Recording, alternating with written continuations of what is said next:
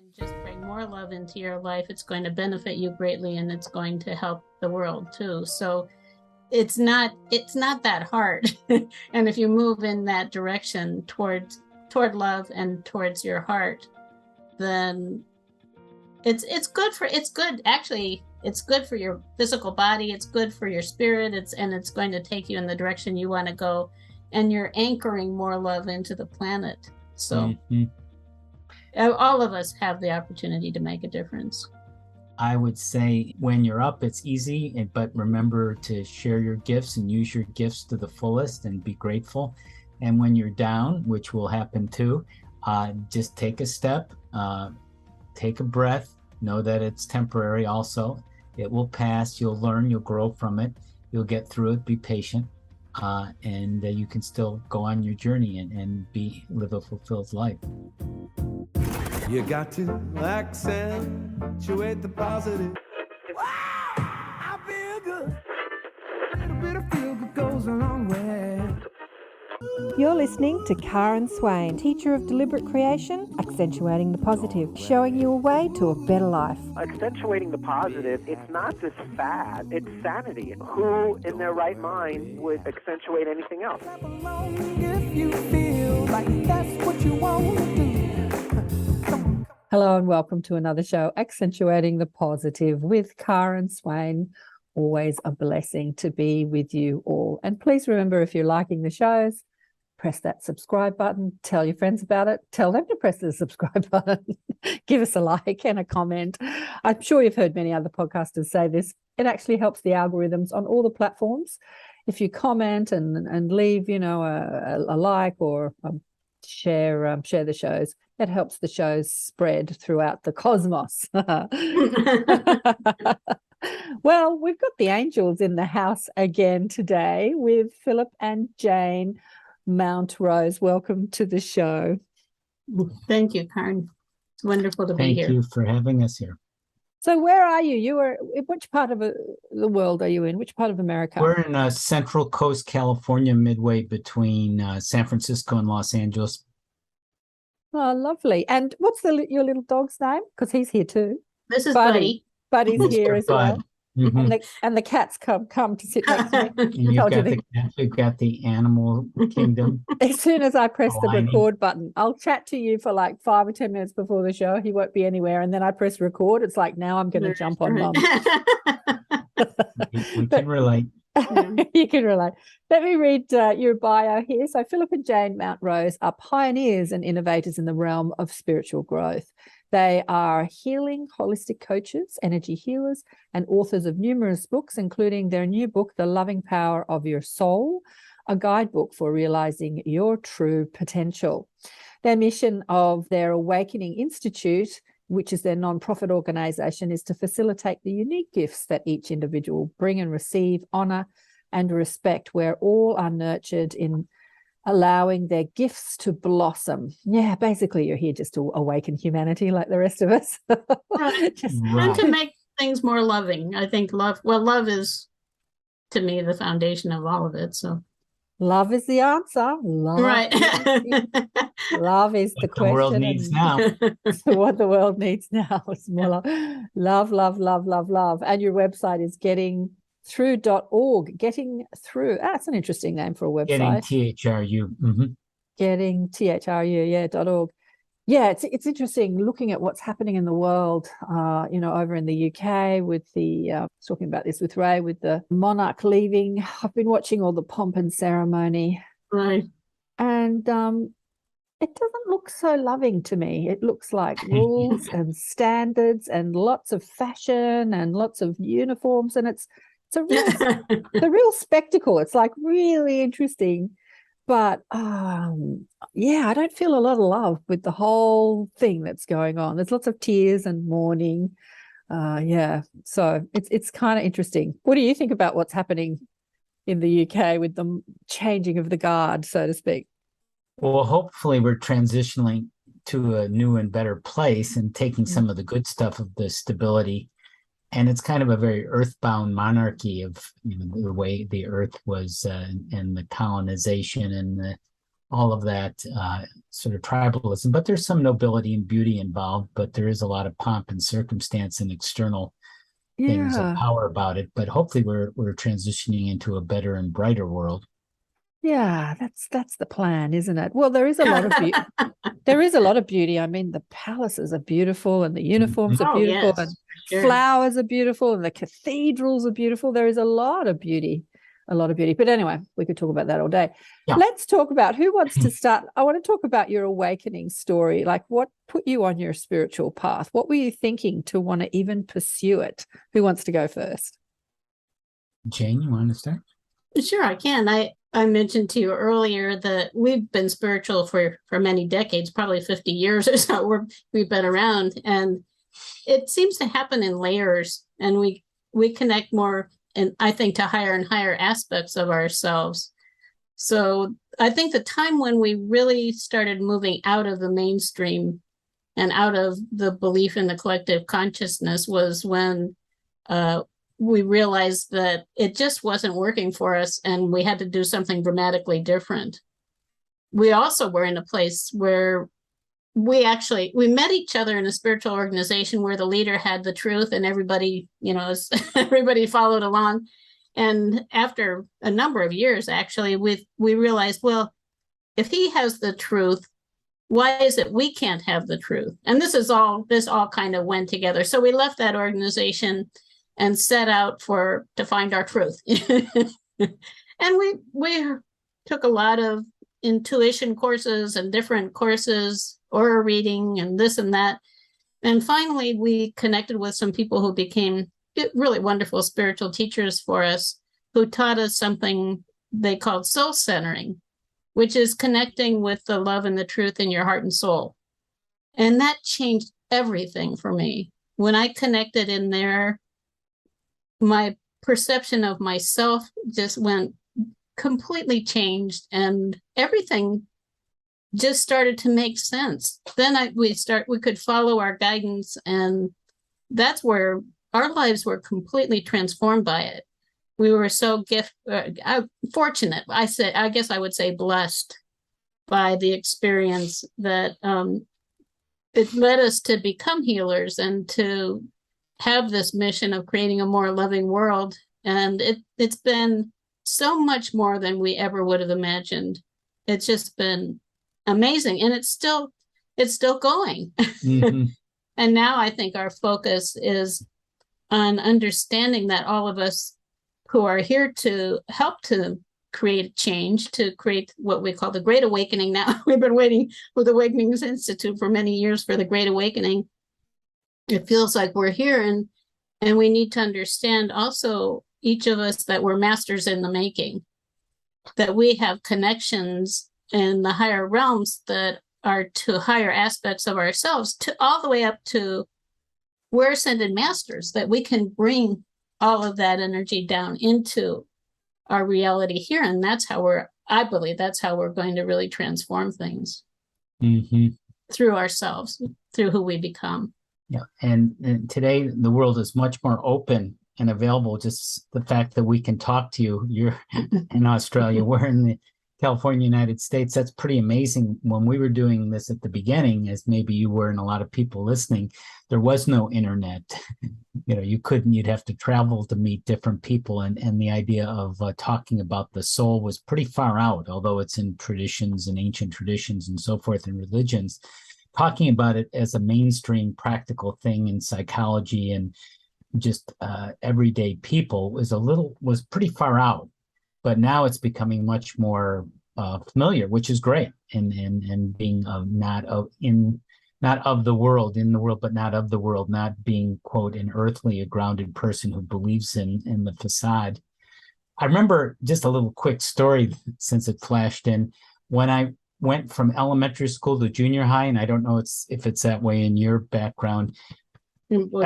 Elementary school was one group of people, and then different elementary schools would go to a bigger school, kind of like going to a university where there's all these different influences. And even though I was only 13, suddenly I realized everyone was in these little tribal cliques, i.e. adolescence. Now that's part of adolescence.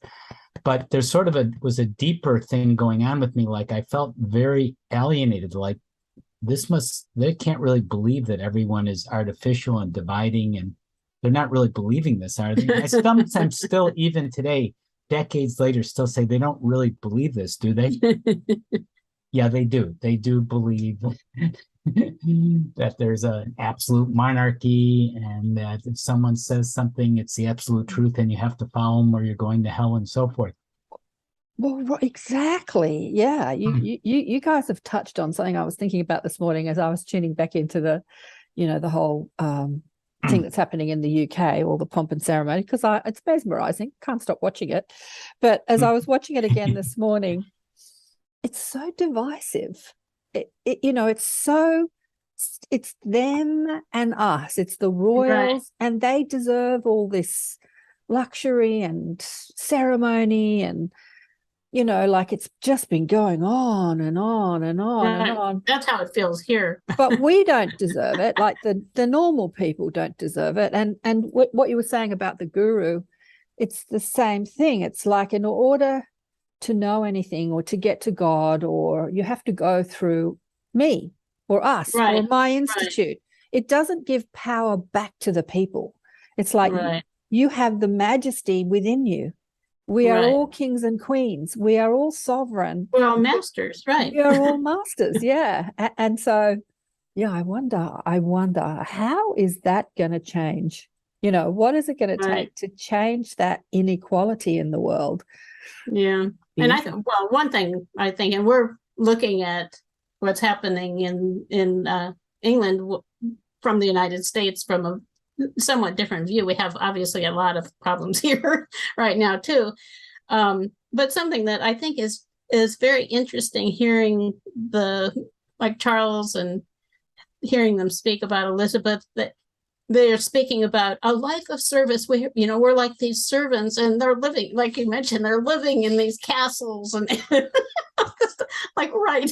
I'd like to be that kind of servant. And I think that they recognize that from a public perspective, they are not actually the leaders of the country. So they have to have some kind of a way of reframing themselves from where they were generations ago. But I just find that interesting. Yeah, they speak about. I feel like we're living a life of service. Well, exactly. But it also is a life where, for all of us, and I think that's something I noticed with your work too, is that it's magnificent. That's the best possible life, to live the life that a life really of service feels right in your heart. They talk about your soul's plan that wants you to do that. They talk about a life of service as if a life of service is such an unusual thing. Everybody else is selfishly focused, like, I'm just in it for me. So if somebody lives a life of service, then we bow down and we say homage to the person who lives a life of service. It's like, hello, we all should be living a life of service. And that comes down to the principle of oneness, because as I serve you, I serve me, and as you serve me, I serve you. And that's really what the institutions of our world uphold, is the separation between you and the God within you, or you and your divine source, or you and the monarchy, or you and the leader. There is this great divide. Right. So Phillip, we didn't get to your story. What made you start thinking about spiritual things? I know that you said that you went to the guru, but what happened to make you go to a guru? Well, going there from the junior high story, just to take it quickly forward, I was thinking I wanted to somehow make an impact or share or help the world. I went to film school. You say film school early in my 20s. I said, maybe I'll be a film writer or director. And I did a little student film, which you aired in front of all your peers. And it was a terrible film. It was like an awful, just completely. And, I didn't quite, when you do something, you don't realize there's a problem until you sort of see the light. Unfortunately, everyone was seeing it with me. It's kind of like doing the belly flop. And from there, after going through a little bit of a tailspin depression, I started doing a spiritual, like, hey, I need to really kind of find out what's going on a deeper level with myself and the world. And I I explored different things, and finally I joined a Gurdjieff Ouspensky group, the one that Jane was referring to earlier, a spiritual organization. That's where I met her. And from there, we had some of those same realizations, like the old pattern, the chosen one. It could be a religion, a cult. The leader knows it all. You follow that person, and then you're saved. And we realized, again, like even beginning it, I mean, I knew that wasn't true or real. And again, I said, everyone doesn't believe this. And yeah, well, and a lot of people said, well, we just kind of go along with it, or people did. And then we wanted to find the truth for ourselves. And we had that, as we mentioned, there's some healers that taught us to soul center. And we realized part of the journey was healing, which of course is self-healing. I was an educator, school teacher, eventually taught emotionally disturbed boys, a job that teenagers, a job that no one envied me for. But I think that was part of my own healing, my own woundedness. And that healing is a big part of awakening, that a lot of spiritual, holistic minded people, some of them don't realize that. So there is that imbalance we can have, and we call it a spiritual earthly imbalance, where you're kind of looking out there for all these wonderful things, which are wonderful and galactic travels, and like you do. And I think it's great, and we love doing it. But if you don't get grounded, if you don't heal like your part that feels shameful and worried what people think, and rejected because you might get punished again like you were in your last lifetime, or killed and so forth. If you don't clear that stuff, i.e. karma, you can only go so far. So that's been the journey, like this awakening, which spiritual healing has been part of it. And Jane and I developed a lot of healing modalities in the process, and we're sort of a team, life task partners, as the Michael teachings, the channel teachings you may know about, they describe it as such. Kind of have a soul mission together here. Yeah, well, it's beautiful to see the two of you working together. Do you know Michael Tamura and Raphael Tamura? Their soul mission, I think Michael had said, everyone says, oh, it's lovely to see you two in a relationship, but they never ask about what our relationship is about. It's about coming together as two, can serve more than the one, really. It's really about having that team. Yeah. And it's the same with you two. You can help each other, help others. Right. To do what we've done over the years, all these books and trainings and innovations, it would have been very hard, if possible, to do it alone, especially starting pre-internet and so forth, with all the resistance and the lack of consciousness. So to have each other as a team, I think, was sort of necessary to get through the ups and downs of it all. Yeah. Well, as you've seen from many of my show, we get very galactic. I'm not sure if you two, speak to higher consciousness beings from other dimensions, but you do have the angelic team on board. When did they present themselves to you, and how did that happen? Well, we've actually connected with angels and other beings and beings from other planets, like Syrians and etc., for decades. But there was another big awakening period that I had, actually. I think it was around 2006. I had a process. I was doing a process with Phillip, trying to find the source of something.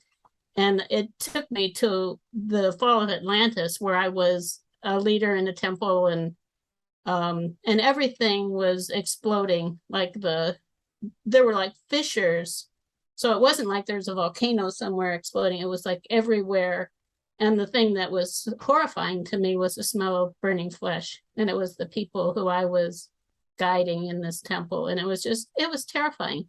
Anyhow, so I spent years and years and years and years trying to clear it, and I just couldn't clear it. And I think that you were talking about multidimensionality. I think it's because we clear in different dimensions as we grow, and we're able to access different dimensions as we grow. And the thing that finally happened was I had an angelic Reiki session with a person who's a good friend of mine. And I wasn't even aiming to clear it, but when it was done, it was gone. And it was like, that was kind of a final step in something, I think, for me. But then at the same time, in that moment, Archangel Metatron came to me and told me he wanted to work with me. And that was where for me, it really started changing things. I focused on developing a stronger relationship with the archangels. And we also started going into the Akashic records, and that really takes you like into very unusual places. That's like all of it. It's all just this miraculous journey to me. The angels, the support that they can offer is so profound. I've never felt love in the way that I have most recently. And that's why I don't know if there's any end to all of this for us, because it just keeps going deeper and deeper.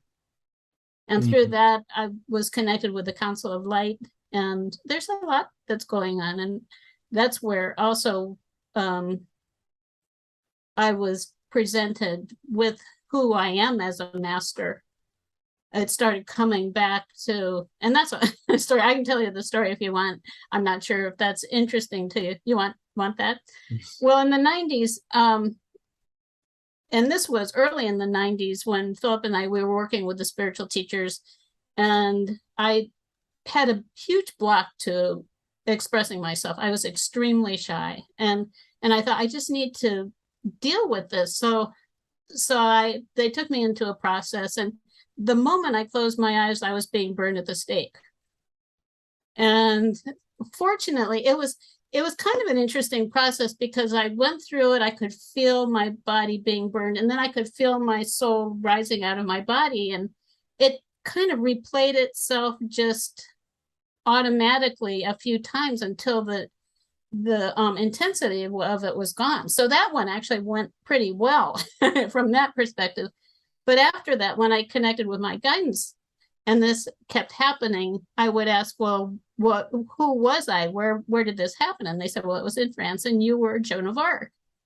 And so, and I just always thought, well, you know, it was a hard thing for me to even address. And I thought, it doesn't matter. I just will go with it and, you know, just let it go. And so when all of this started happening with Metatron after the Atlantis thing, and I started going into the Akashic records, I went in different dimensions, which I perceived as 6, 8, and 10. And the mastery, and I know people have different perceptions of dimensions, which is fine. That our recognition of ourselves as masters is, to me, in the 10th dimension. So in the process, then I was asking another area that was, well, I always felt very close to Jesus. And when I was a little girl, I knew if I wanted the answer to something, I would always ask, well, what would Jesus do? And so I decided, well, I went into the Akashic records and I asked, okay, so why is it that I have this connection with Jesus? And there are record keepers and beings in there. And the way that I receive is through orbs of light. And so they present me with an orb of light, and I just, I accept it energetically. And I was Mary Magdalene. And I thought, well, that's interesting. And so things were happening in the Akashic records, very interesting things. And one thing that I heard, I just happened to hear from a woman who was an intuitive. She said, well, if you ever wonder about the truth of something, ask them how you can verify it. And so I asked, well, how am I going to verify this? Just thinking this is never going to happen. And they said, well, just look on the internet. So I finished the process, and I went to the internet and I looked up Mary Magdalene. And one of the first things I saw was that Mary Magdalene was a past life of Joan of Arc. And I thought, that's interesting. So then that wasn't all of it. And I kept going with it and wondering about, this one, I don't think I was even asking. A lot of times I'll just go and I'll ask them, well, what is it that is here for me today? What is, what would you like me to know or do or whatever?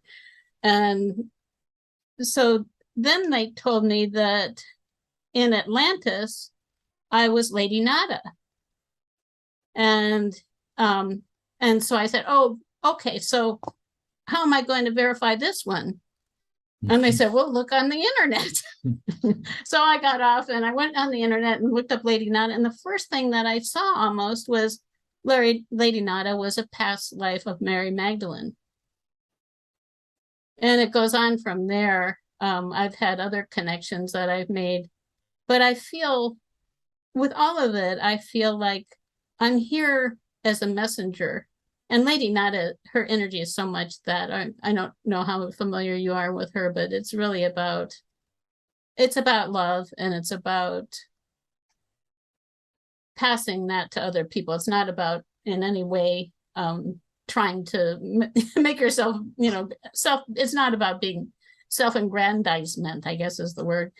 And I realized that my most recent calling is to help people to find the master within themselves. So that's what we have been focusing on most recently. And it has been pretty amazing. Yep, I hear you. What would you say to people that have also claimed to be Joan of Arc, Mary Magdalene, Lady Nada? What would you say, like, how can she be that when I've heard that person say that they are, and I've heard... Well, the way I perceive it is we come down from source, and the soul exists in different dimensions. So we come down into the 10th dimension, and there's a master there. Well, it may be that that the energy that comes through that becomes us, that there are actually thousands of us who have that same affiliation. So it comes down there, and then it divides out into the oversoul. So maybe there are 100 oversouls that come out of Lady Nada, and Mary Magdalene is one.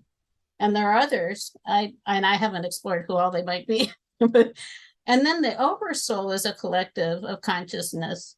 So who knows how many, and I don't know the numbers. I don't claim to. More souls are actually part of the collective that's Mary Magdalene. So by the time you get down into us as a soul, because our souls even can be in parallel lives at the same time too, there may be multiples of that. There are probably thousands of Lady Nadas out there. So a lot of people actually were Cleopatra, as it turns out. And it is, like I said, it's not about anything that's unusual. It's just understanding. It's like understanding your heritage, except in a more cosmic way. Yeah. So it's not, heritage. it's about I am magnificent, and so is Phillip, and so are you, and so is everybody. Right. And it is about us having the opportunity to really recognize what that means in terms of what we can bring into our reality here now. Exactly. It's recognizing that these people that we revere and put up there on pedestals, we're just here with a job, with a mission. And a bit like going back to the guru, the guru just means teacher, right? And we go to school and we have lots of teachers. Right. But we don't put the maths teacher or geography teacher or, up on the pedestal and say, everything that comes out of your mouth is the truth. And I have to, in order to find that information, I have to only speak to you. It just means you're here to impart some information, which I can accept or not. It's not exclusive or proprietary. Something that's helped me, Karen, is that a lot of these profound truths of understanding who we are and what we're doing here in a bigger way is very paradoxical. So things that are sort of seemingly contradictory are really both true. How can you be Lady Nada and other people can be Lady Nada? I have this lineage, a universal soul avatar. It seems to go up to the laughing Buddha. How many people are connected with that? You have, I'm sure, your own universal source, and it just disperses out. It's a kind of a diaspora where all these different energies are going on at the same time. And that being said, there is a lot of stuff that is sort of fantasy and imagination and just things that, and that's that spiritual earthly balance where you're not grounded. You can get pretty far out there and things that don't really make sense. And like following the guru off the cliff, so to speak. And I think it really is, are you looking at something like that, like being Mary Magdalene or whatever it is, as a way to make yourself look bigger to other people, or is it a way to understand yourself more? I mean, where does our value, our sense of who we are come from? And that was one of the things I thought was so true about the way I understood what you were saying about, like, we have a primary, I can't remember what you call it, a thought or a misunderstanding, which is that in some way we're limited, that there's something is wrong with us and when, as long as we believe that, and I think that is a part of our growth right now, that most of us have a story. It's something like that, like, I'm undeserving, I'm unworthy, I'm flawed, I'm, whatever it is. And because of that, nothing good is going to come to me. We can turn it around and understand I'm magnificent. But in our hearts, we also know that it's not about making ourselves bigger. It's about just understanding ourselves. Yeah. What I call it is the foundational thought. Right. Or I think Conversation with God called it the sponsoring thought. Right. And I've become aware that the foundational thought of every other stressful thought, every other limiting thought, is the thought in separation.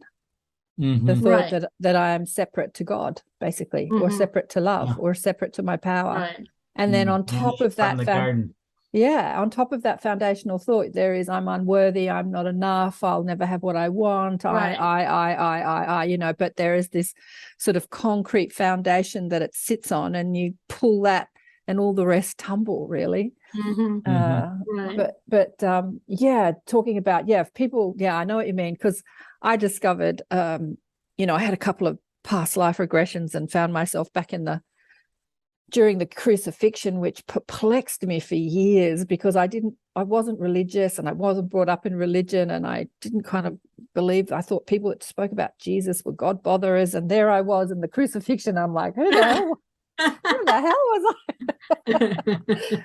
Turns out that I was someone that was like in the inner circle, and I've never actually said it publicly on the show, but I've met others who have said that they were the same person. I had someone on the show recently, and it is fascinating to meet somebody who was you in a past life, and so I sort of listened to him with a different perspective, thinking, we used to be the same person in a past life. And it's really fascinating. It's really fascinating. But I think I first came across this concept of, that the soul is so multidimensional that 1,000 people could have been one person in a past life. Right. When Esther and Jerry Hicks Abraham had said to Esther and Jerry, and I think it was Esther's daughter or their daughter, that the three of them was this particular politician in a past life, because they all proclaimed, oh, that was me, that was me. And they're all arguing about that wasn't you, that was me. And Abraham channeled through and said, well, actually, all of you was that person. Right. And it's wonderful. It's nice having that connection. Right. It goes beyond our linear mind. Right. It does. We can't. And since it's not out there in the mass consensus or accepted on CNN, at least here, then it must not be true. And, some things are crazy and just conspiracy theories and figments of people's imagination. But there's so many things which are true, hard to maybe have evidence, but it may be a deep inner knowing verified by kind of your mind, your left brain, like, that actually does make sense of being different people if you kind of put it into a soulful place, like a higher mind understanding. There's much more between heaven and earth than is dreamt of in your philosophy, Horatio Shakespeare. Exactly. And I think that people are under the misconception too, that if they find that other aspect of their soul or other part of their soul or their group soul, that there is this twin flame soulmate love affair, and it could actually be the enemy or the one that hurts you the most. Like, you've been the same person in a past life, you could meet another aspect of you, and a great lesson is taught through the drama that you're playing out in a particular lifetime. But we can get romantic about it if we want to. So did you guys discover that you have been the same person in some lifetime? You're obviously from this. It doesn't seem to be the case with us from everything that we know it. But I think we have a lot of things in common in terms of origin. earthly. More and actually, elsewhere. more in terms of like starseed origins and those kinds of things. Yeah. And that's another area that when we started teaching people to go into their Akashic records, and we do it differently than a lot of people because everything that we do is oriented towards helping people to empower themselves rather than us telling them about themselves.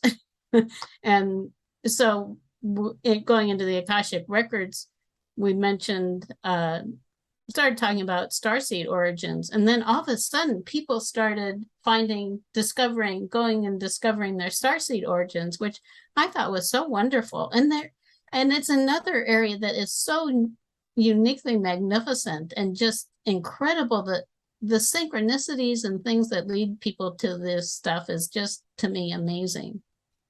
Yeah, well, that's something that's really, turning me on, like learning about people's starseed origins. I was thinking for a long time more about, awakening spiritually to our spiritual aspect. And then a few years back, I started getting obsessed with like the galactic story. And that's the thing that sort of lights me up the most.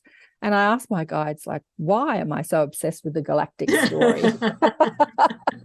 Like, why? And the information that I've got is because, we're going to join our cosmic family, and that many of the teachers that we perceive as angels and ascended masters, and, we've given labels to, are indeed these higher civilizational beings that are connecting to planet Earth, that are teaching us about another way to live in a human form, in a physical form, or in a dimensional form. Another way to live. So you said that you have some Syrian connections. Do you want to talk more about your galactic connections? We were introduced, I forget how many years ago, a lady, Susan Taylor Shire, she wrote a book, Soul Mastery. I don't know if you've encountered her. And it talked about the different races, the different origins. And when we read that, like, it was a big light went on, because it's kind of like when you are of a sort of a starseed, non-earthling, different names for it, you wonder why things are so different. It's almost in a way like I said in the junior high, like, why is everyone so into these tribes in this very narrow-minded, separate, limited way when they don't have to be? It feels like the emperor's new clothes. But this idea with the Syrian motto that she said, which made sense to us, there must be a better way. There must be a better way. And that really could be an embodiment or a motto for us too, because we're always innovative and looking for a better way and helping people, as Jane was saying, find the truth about themselves. We never wanted to be people's guru. We'd rather teach a person how to fish than give them a fish. And nothing against really great psychics and great gurus and teachers, and we studied people like that too, but we felt that was always our mission. And when we teach and train and do individual sessions, it's so you come out more embodied in your soul, in your life plan, and to help other people, rather than, wow, Phillip and Jane, they were great, they were brilliant, I love them, you should go. We don't try to promote that at all. We want to promote people's individual beauty and wonder and gifts. And that's probably pretty Syrian too, come to think of it. Yeah, I think that's really the galactic message, isn't it? It's that it's that self-empowerment message, because of everyone I've spoken to on the show, has interacted with higher civilized beings, they understand what you said right at the beginning. They understand that they are masters, that each one is a master in their own right. And it's their understanding. Exactly. Yeah. A nice way I've heard it described is that some people, if they have a more earthly origin, I mean, just their whole, not only lineage, their whole galactic, or they started on the earth in their family, then that's sort of what they know. It's sort of like being from a small town. That's all I've ever known. We always do it this way. But if you come from other universes and you're this cosmopolitan visitor, to use sort of an analogy, then that seems very small. I mean, it's fine, it's wonderful, it's endearing, but it's sort of limited in a way in terms of the possibilities of what you might experience. And so it's good to be compassionate and understanding, but it's kind of seems confining too, but it does help me understand things. Have you connected to any of your lives in other dimensions or on other planets? Have you seen any of those? Either of you? I've seen some. I haven't, that hasn't been my primary focus really, but I have seen some.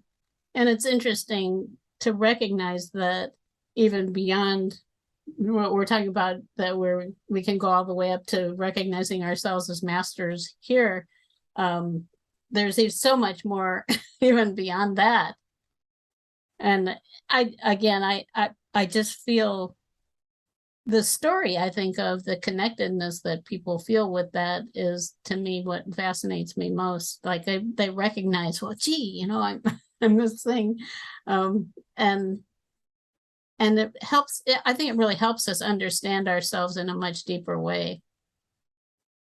And I think it will help Absolutely. the greater awakening that's needed now, too, to bring more light on the planet, because this time there's been the doomsdayers and end times biblically and stuff for so many times throughout history. And of course, it seems like the world has destroyed itself in Atlantis and maybe before.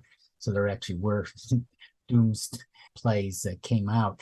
But this time, I think the thing that's very serious, as you're well aware of it, Karen, is that the climate change and the ecological crisis, which compounds all these, it's sometimes called the meta crisis, all these global crises and crisis of spirituality and ecology and all these divisions culturally and geographically, they're all sort of rising to the surface. So I think there is something, there does seem to be the clock ticking. I mean, I don't think it's just like when we were in 2000 and the world was going to end and California was going to end up in the ocean, as our guru told us.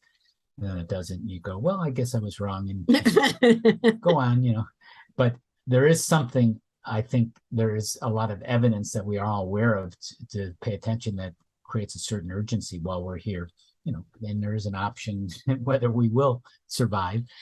It's a choice, but the more we can awaken and communicate with each other in these wonderful shows that you have, accentuating the positive, that's one of the greatest things, sharing the love and heart solutions for the world. That's the best thing we figure we can do. Yeah, exactly. Yeah, it's interesting how different spiritual systems of thought and practices and gurus and teachers have spoken about the doomsday, the end of the world. And it's still a big topic of conversation throughout podcast shows, the solar flash, the coronal mass ejection, the destruction of the world. And I've had many people on the show that 50, 60 years ago was shown by the angels or ET, the destruction of the world. I was involved in a group of people who reinvented themselves. They were called Raj Yogi when I was really young. Open-eyed meditation. I was, I didn't know anything back in those days. I was like wide-eyed and like soaking it all in. But there was one, they had the doomsday story too, and it was going to happen. This is like going back over 35 years ago. It was going to happen in that very near future, like within that year. And so They were all having a conversation about, when the world ends and they ascend to the new earth, where are they going to put their crystals and their diamonds in their house? Like that was the conversation. And I was sitting there thinking, no, this is not making sense. And I left that group, and the date came and went, and the earth didn't end. And then, of course, their whole religion, their whole spiritual principle was based on this end of the world story. And then they reinvented themselves, and they still continue today. They just call themselves something different. Yeah. They still do the open-eyed meditation. They still have the philosophy. But what do you think, what do you think is going to happen in our future? Do you think that you're going to see mass destruction before you leave the planet? Or do you think we're going to ascend to a new earth? Like, what do you think the story is? I go with the ascend to a new earth theory. Well, we'd certainly like to. I think there are different possibilities. That's the way I say. I mean, there are different options. It could go hell in a handbasket. It could go to a new earth. Hopefully it's the new earth, because there's a lot of seeds there. We can see a lot of things happening that are very wonderful. And I think even the monarchy, I can see that breaking down some of those old structures and that old ways of being. And the new way, of course, is love and unity and ending a lot of these false divisions and rivalries and divisions. And as I said, I think the existential climate crisis, that might ultimately help us. It's like they had to lose Roe v. Wade, women's right here in the United States, before people kind of woke up and say, hey, we have to really pay attention, and we can't just sort of sit back and say everything's okay. So sometimes it takes a crisis to wake people up. There's that saying by Churchill, like the Americans will do the right thing after they tried everything else. You may have heard that. And it's sort of like that in humanity, especially with Earthling, like after everything doesn't work and, hey, we might destroy ourselves. Maybe we should do the right thing. Maybe we should love each other and try to get along, you know? So I'm hoping the new Earth will emerge sooner or later. Hopefully sooner. Hopefully sooner. I know. Like years ago, I was running a group called the Academy of Light, where we had a teacher each Monday, meditation teacher, and a gathering. And we used to talk about the Ascension and all this stuff. And I used to look out into the world and I think, nothing's changing in the world. Like all this stuff that we talk about, but nothing's changing in the world. As I say, that was about 25 years ago. But you can't say that today. I mean, stuff is changing. There's a lot of change. Right. Over the last couple of years, the crisis that we've been through, as you talk about, Phillip, has been a mass awakening. Like people aren't always waking up spiritually enlightened, but they're definitely asking questions about the meaning of control and leadership, you know, and maybe I shouldn't believe everything that I see on the 5 o'clock news or the 6 o'clock news or whatever coming from the mass media. So there has been this mass awakening. Yeah. And I see it in people who, when the pandemic came, had to move back from their work or work at home or something. Now people are insisting more, well, I want to live my life this way rather than that way. And I think it is really about taking command of the way that our lives happen. We have, since we first really felt that we wanted to have our own guidance and all of that, we also wanted to have our own lives. And we were able to work our way out of working, what we call working. What we do now, I wouldn't really even call it work. It's so wonderful. And we haven't had to go back since. And I think that we're all here as creators. Yeah. And when we wake up to it and just allow it to flow, allow ourselves to flow into that different way of being in the world, it is here for us. Yeah. And that idea of following your heart, which is something that we've done for decades, since pre-internet. Now, that was very radical. And one of our first books was called Getting Through to Your Soul, subtitled The 4 Keys to Living Your Divine Purpose. Now, today, especially here, that seems like, that makes total sense. Living your divine purpose in 20 some odd years ago was a very now what in the world are they talking about? Although it is in ancient traditions and Dharma and such. But now it's becoming much more available. The idea of following your heart, it's still a leap of faith and people are still resisting. Could it actually work? But we are living proof, and probably you are too, and many of the people, that it actually does work if you do it in a grounded way and healing those wounds. So you're not in some kind of ungrounded, imbalanced way or following your guru off the cliff. Following the guru. Oh, look, I just keep referring to the conversation I had last night. I had a client that has gone through this immense Kundalini awakening, and she's had some intense experiences over a period of about a year, really, 8 months, and some frightening as she opened her crown chakra and just was receiving so much information coming through, and her parents, she comes from a very conservative family, thinks that she's had a psychotic episode. Right. And, she's back at home now because she's young. And I wanted to speak to the parents and try to get through to them, tell them in some sort of lay language that they could understand. I think I chipped away at a very hard brick wall, but basically they just no, she has to revert back to who she was before, follow my understanding of what it is to be successful, do what I want. And it was really interesting for them to try and understand what she's been through, because a spiritual awakening is not in their understanding at all. It was called a psychotic episode, but she did do what looked like some crazy things, and she did them publicly on a podcast and talked about lots of things that she went through. And to most people, she just looked completely psychotic, but it was her reality at the time. Yeah. What would you say to those parents if you were to speak to those parents, people's families, that don't understand people having these spiritual awakenings? And They don't see that anything that she's been through will be involved in her being a success in this lifetime, whereas I do. You know what I mean? Like that she has a mission to be a teacher, and that was just part of her educational process in understanding, you know, what it is to be too open and all over the place and not, you know, focus your thoughts. What would you say to people that are going through that experience, that their family and parents don't understand what they're going through as they connect to the cosmos? Well, to me, it is one of those challenges. Our challenges are opportunities for growth.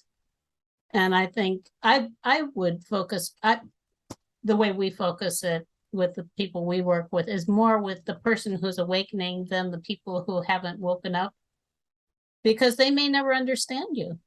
It's just a fact. My parents, they actually disowned me. They wrote me out of their will.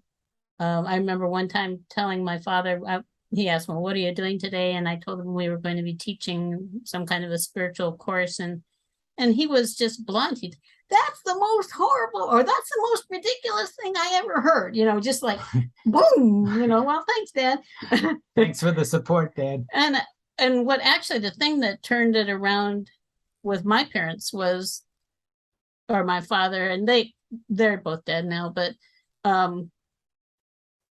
one time he did that to me and I said, you know, that's not a very nice thing to say. And it's the thing about power. If you meet power with power, it is helpful. It doesn't help to just go into the trenches with people, in my opinion, to go down into the mud. It's like you're wallowing around in a place where there are no opportunities together. After that phone call, I didn't hear from him for a couple of weeks, and I called him back. And he was like a little pussycat. It was like, oh, I thought you were mad at me. You know, all of a sudden, and like, I finally stood up for myself. And I feel that in a very loving way, we have to just say, this is the way it is. And this is who I am. And this is what's happening. Right. So was the question then, Karen, what would you say to the parents of the woman who's going through the spiritual transformation? What would you say? You mean, well, one thought I had is you could have just asked if you're in a neutral enough place to talk to the person, which is the first part, to see where you're coming from. I mean, if I were all agitated, that wouldn't be good. But if I were calm, if I was in a more soulful place, which I'd want to be, it's just what are you concerned about? You know, and if they might be concerned that she's going to be destructive or she's going to be a failure, you know, or something, and just address that and say and acknowledge, okay, those I can understand that. And then just explain that this is something important to me to pursue and explore. And I know you don't understand it, but I'd appreciate, you know, your support in any way you can. And I did hear your concerns. Well, Philip, that's exactly what I said to them. Yeah. You read my mind. But it was if you let me live my life, you know. It was such an interesting session, and it's still with me because I did it late last night because she's in the UK. And it's morning here now. And so it's still with me. And because I was speaking to brick walls, they came to the session with this stuff, like everything I speak about, psychic ability, everything. It's all crazy, psychotic, stupid, you know, like I was speaking to a closed mind, which is not normally who I speak to. So it was a challenge for me.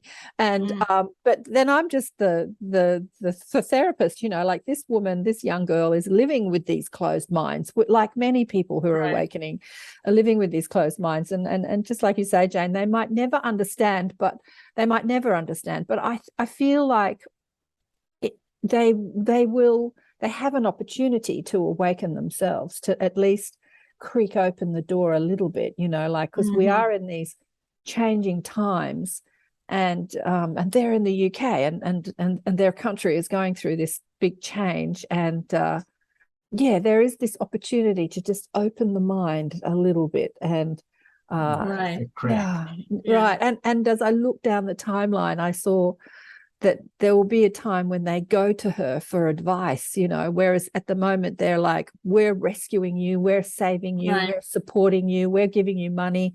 And in order for us to do that, you have to do as we say.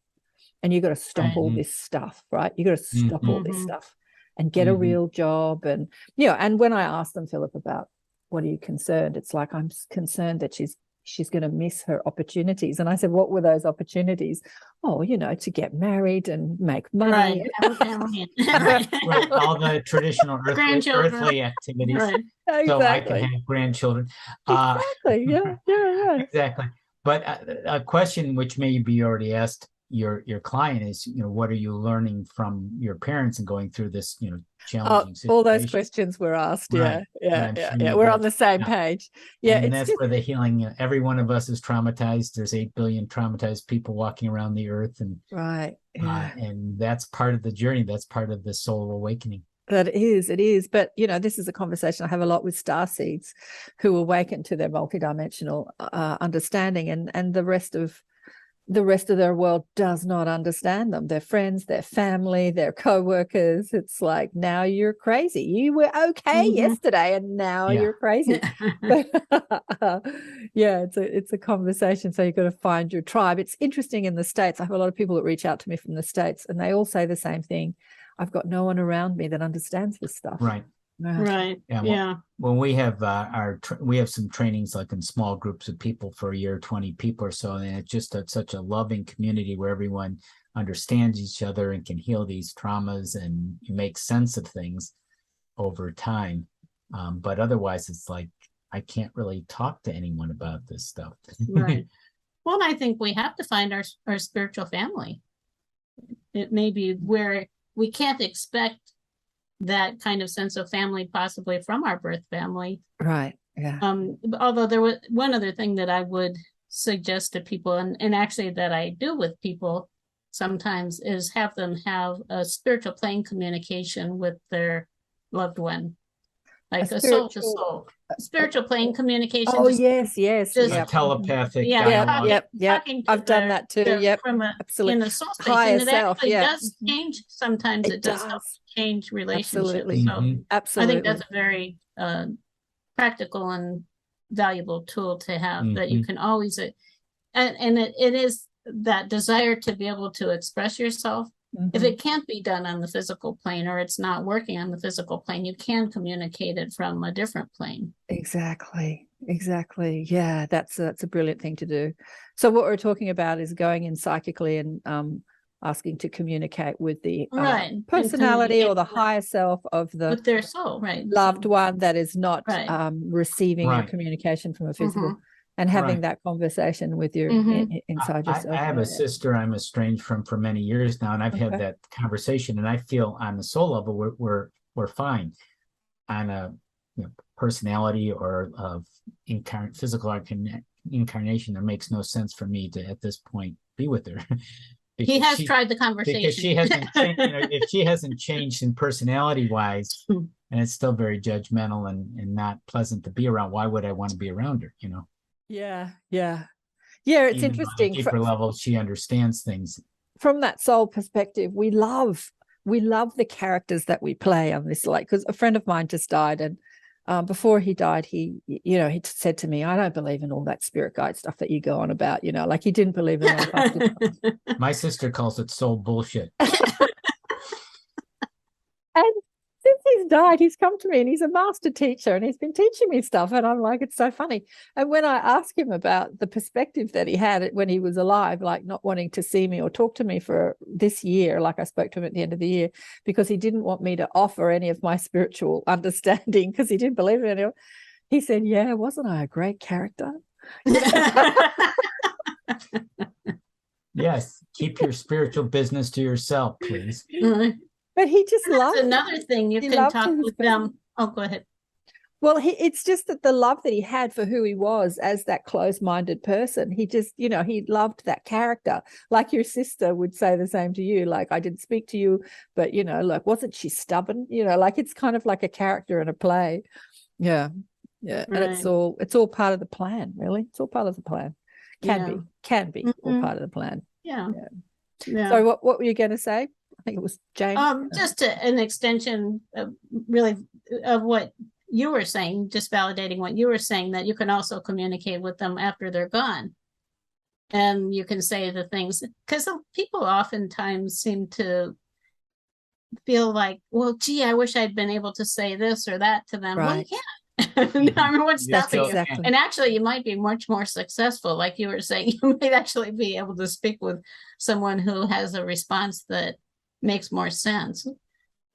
That's exactly right. I know this finality of death, like you've got to get everything you're ever going to say before, you've got to get there before they die to speak to them. And yeah, there's just this continuation of life, because he wouldn't let me come and see him. He just left it to the little inner circle.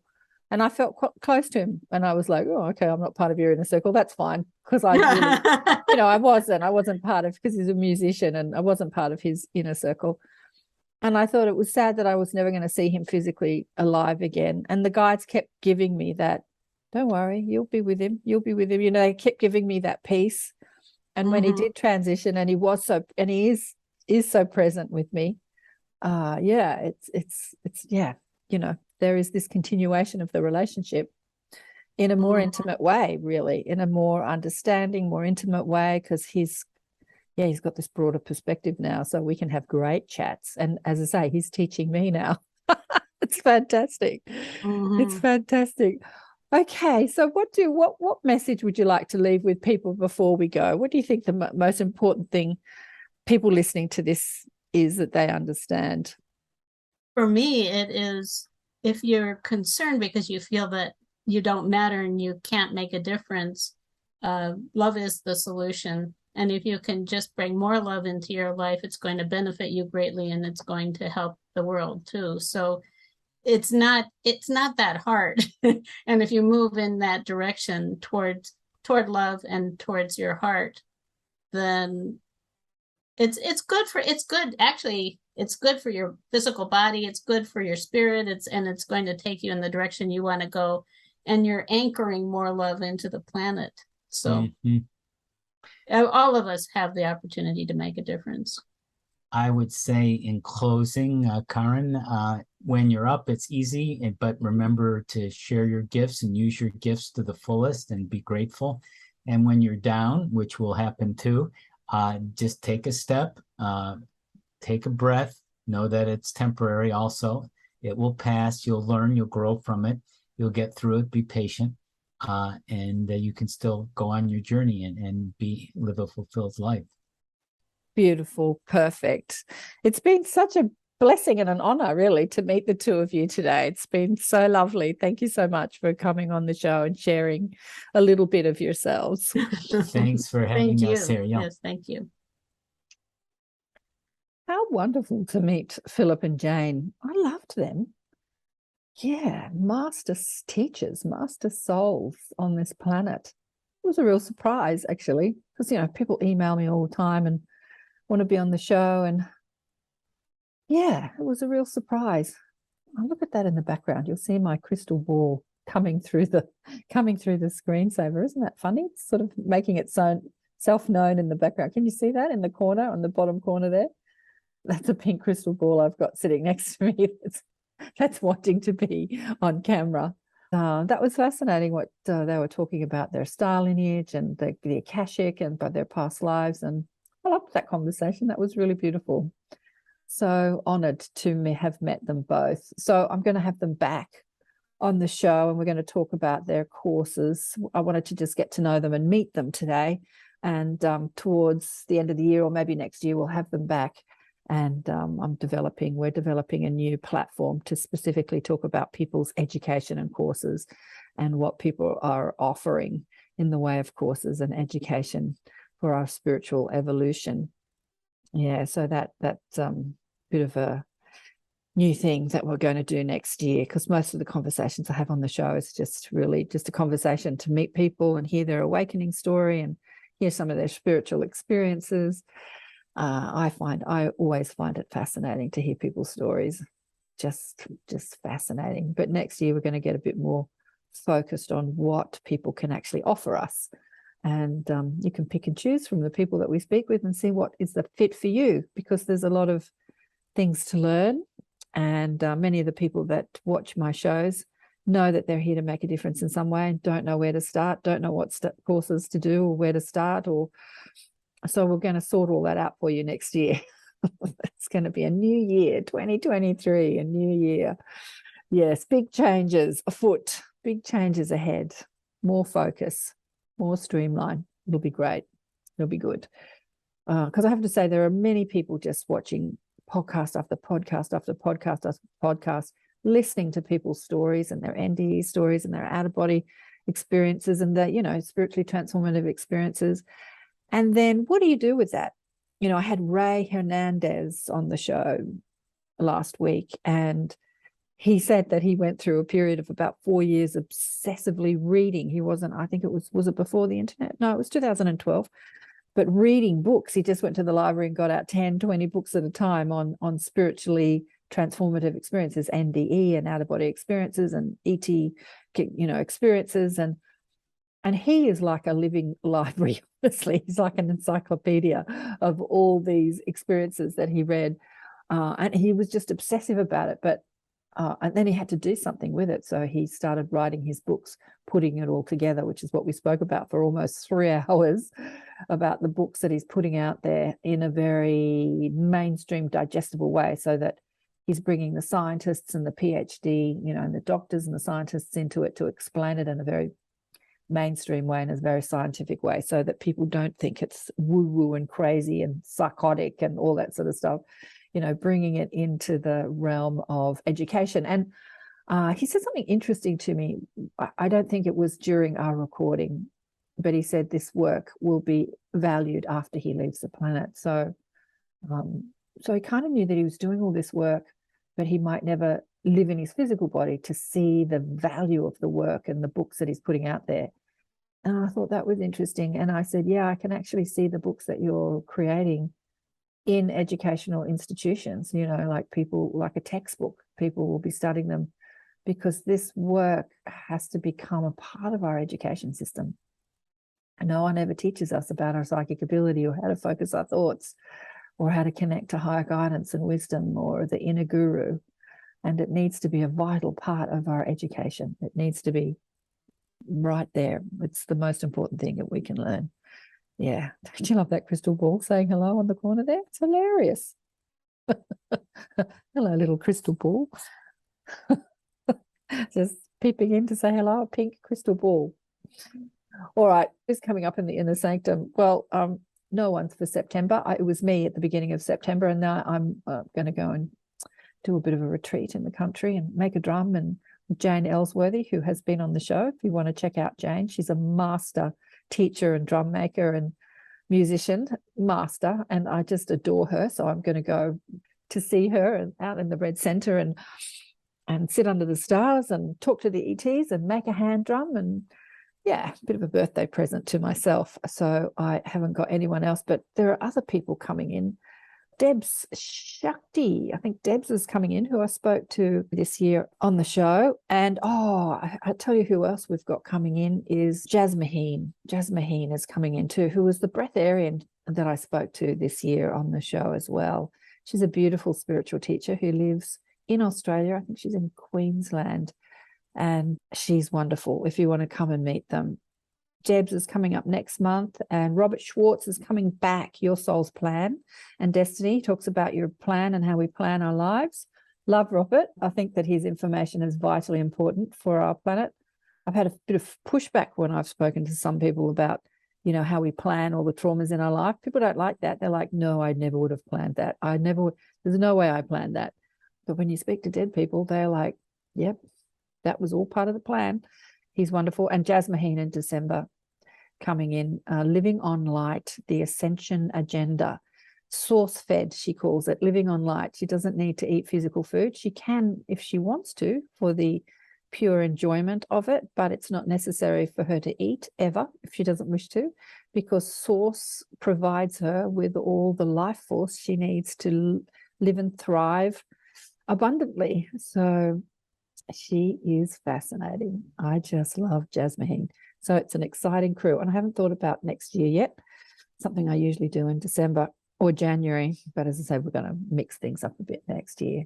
So thanks again for listening and watching. And if you want to reach out for me, I was just telling Joan, I never even promote my own courses or my own self on my show. And other people are so good. At the beginning of their shows, they always sort of talk about what they do and what the books they write and all that sort of thing. And I think, I should do that on my own show. I should do that. Yeah, lots of people reach out to me for sessions and courses, but I've got some courses running at the end of the year or probably at the beginning of next year. Now, I haven't got any courses running at the moment, but delving into your spiritual abilities. And of course, I do private sessions, sessions and readings, and get you connected to your spirit guides, which is something I love doing, and showing you just how easy that is to get connected to your spirit guide. As I watch people on other shows and have people on my shows talking about, meeting God in their NDEs, I often ask my guides, God isn't an entity that you can meet in an NDE. Who are they meeting? And they said, well, actually, they're seeing the own magnificence of their own soul, and as this shining light, as this magnificent light. And they, from their human perspective, perceive that as God, which is not that it's untrue, because we are all an extension of that as a soul. We're all a holograph of the one infinite creator. So you are meeting God in a way, but you're meeting the God that is you, your own soul, your own divinity. And as I was taking someone to meet their spirit guide the other day, the 3 people turned up, and one was just this shining light, this beautiful light. And I said, who is it? And she goes, I think it's another me. And so I love the way she put it. Instead of saying, oh, it's my higher self or my soul, she said, I think it's another me. I loved it. Yeah, that God that you meet, that God, that ever-present, loving, infinite intelligence is you. You are God. I am God. It's something Shirley MacLaine taught me 40 years ago. I am God. It's in her book, Out on a Limb. Stand and look at the ocean and declare, I am God. God and you are one energy source. One energy source. All right. Big love to all of you. Thank you again for listening and sharing the shows and all your comments and reaching out. It's beautiful to hear from you all. Remember, check out the book Awakened by Death if you haven't already, and I'll see you next time. Bye for now.